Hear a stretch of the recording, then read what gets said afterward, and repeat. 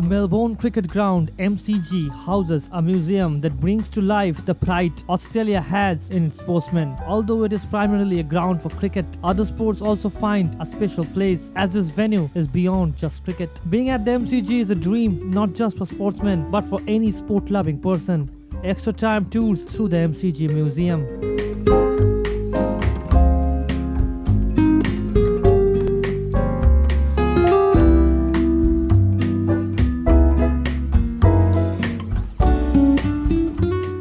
From there I went to England in 1993 and I bowled my first ball to a guy called Mike Gaddy.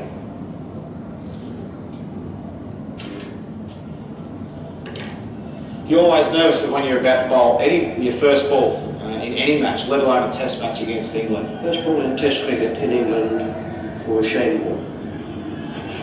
And he's done it. He started off with the most beautiful delivery.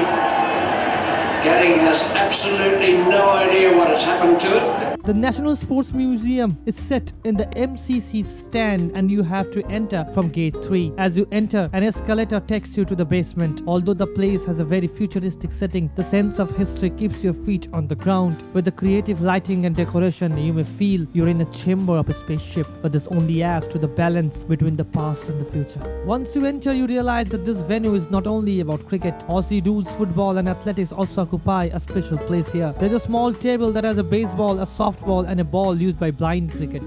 Then you see two big shoes, perhaps made for a mythical character, but in fact one was made for the famous swimmer Jan Thorpe and the other was for an Aussie footballer. Thorpe would sport a size 17 and a famous sports manufacturer has made the shoes for him ahead of the Sydney Olympics in 2000. However, he could not wear them as he was sponsored by one of the rivals of those makers. Put your shoe alongside Thorpe's prototype and you feel you're standing next to Bigfoot.